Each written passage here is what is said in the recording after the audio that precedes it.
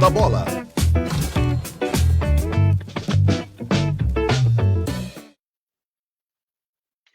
Bom dia, boa tarde, boa noite, Miguel Brambila. Bom dia, boa tarde, boa noite aos internautas e também aos telespectadores do Canal 14. E agora, em especial, ao pessoal aí que está nos ouvindo na Rádio Top 360. Um abraço para vocês também que estão nos acompanhando aqui no quadro Por Dentro da Bola.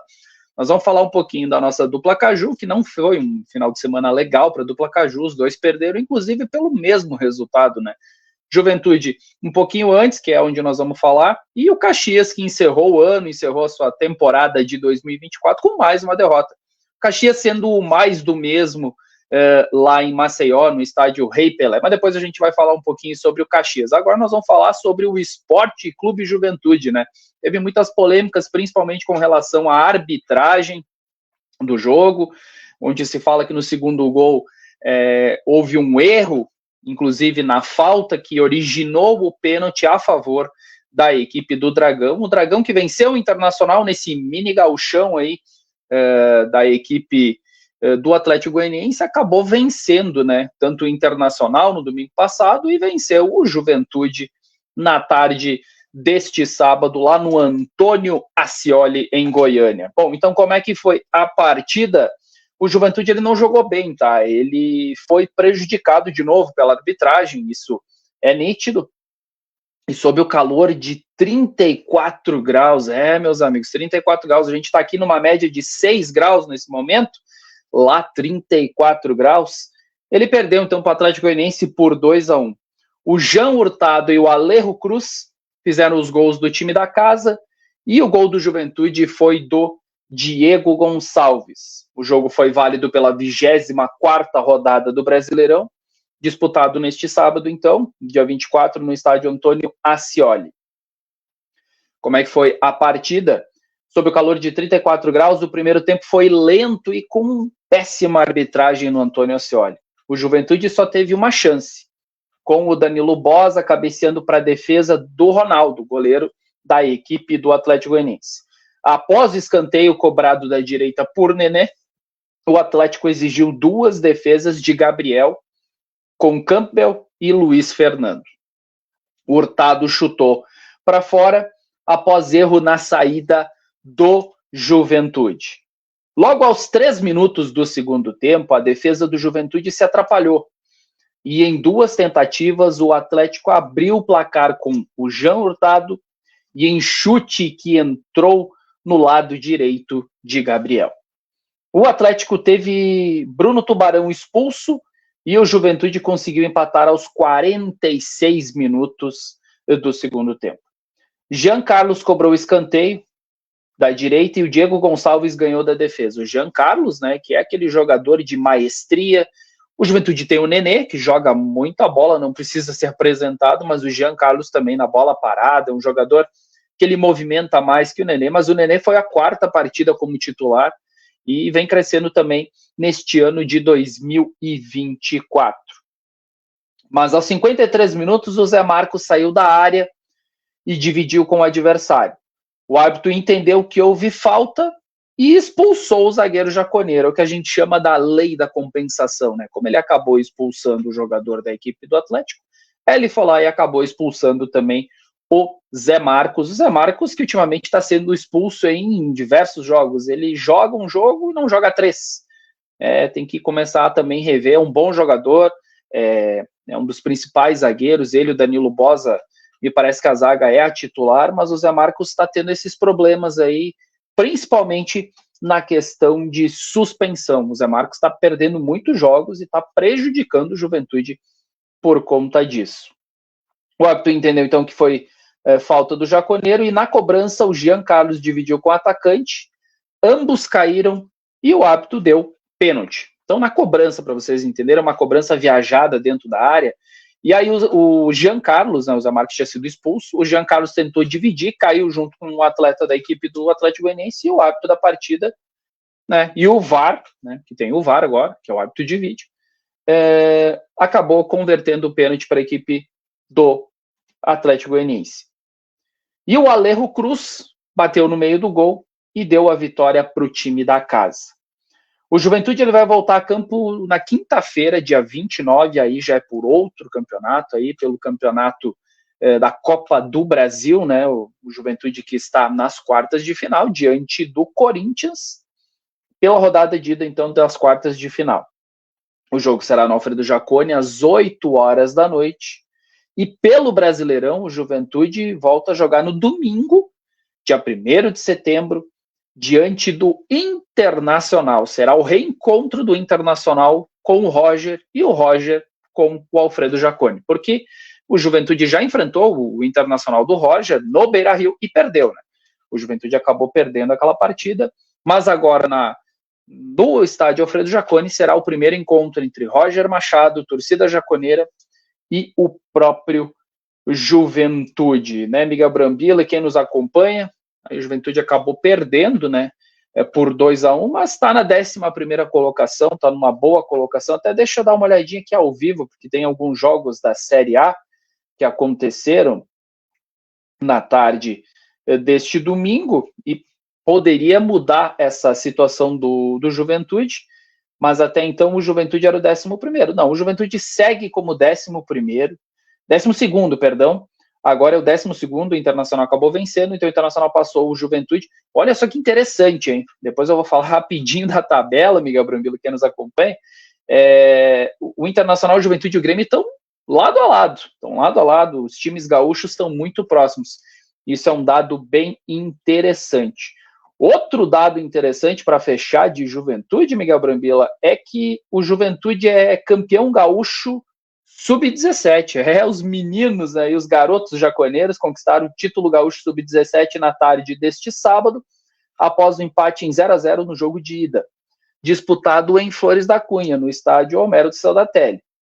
O Alviverde venceu o Internacional por 1-0 no jogo de volta, disputado na Morada dos Quero-Queros, e no CT Colorado de Alvorada. Então, a equipe comandada por Fernando Garcia teve 8 vitórias, 4 empates e apenas uma derrota na fase de grupos, quando já estava classificado.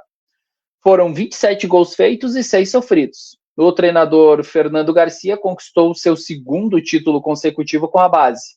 Ano passado havia conquistado o gauchão sub-15 pelo Juventude. É a base Alviverde cada vez mais forte, né, Miguel Brambila, quem nos acompanha, a base do Juventude, que é referência no Brasil, né? Não é à toa que o Juventude tem o título de equipe formadora, né? Então, o Juventude, mais uma vez, aí vencendo os gigantes, né, que é o Internacional, na base e ultimamente, né, em 2024, principalmente, o Internacional não quer ver o Juventude. Pelo jeito, o Internacional não quer ver o Juventude em nenhuma categoria, né? O Juventude está vencendo em todas as categorias. Juventude campeão gaúcho sub-17. Bom, isso era de Juventude, então o Juventude que volta a jogar na quinta-feira às 8 horas da noite diante do Corinthians e pelo Brasileiro no domingo diante do Internacional. Vamos passar a bola agora para o Caxias que, como eu falei, né, o Caxias encerrou o ano, seu departamento de futebol está de férias, agora o assunto que vai ser norteado no estádio Centenário será a presidência, né, do Caxias, quem será o presidente, quem será o departamento de futebol e que time que o Caxias vai buscar. Obviamente tem muito tempo para o Caxias buscar jogadores, né, porque agora só literalmente no ano que vem que o Caxias entra em campo no Gauchão, Copa do Brasil e Série C.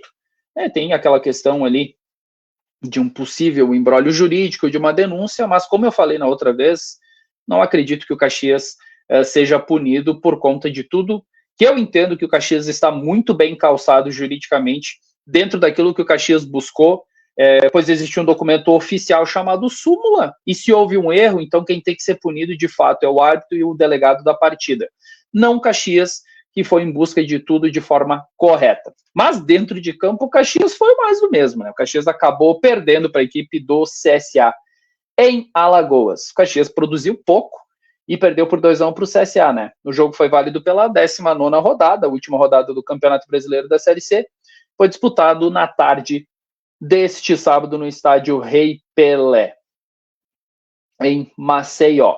Os gols foram de Thiago Marques aos 43 minutos, concluindo o rasteiro no canto esquerdo do Thiago Coelho e de Gustavinho de primeira no canto esquerdo aos 38 do segundo. Foi num contra-ataque, né, que a equipe do CSA acabou fazendo o seu segundo gol. O Caxias até melhorou no segundo tempo, né? No primeiro tempo o Caxias foi muito mal, mas muito mal mesmo. A equipe do CSA tinha muita posse de bola e a equipe do Caxias não conseguia ficar com a bola. Tinha muitas dificuldades, como eu disse, de ficar com a bola. Era muita bola rifada, muita bola esticada.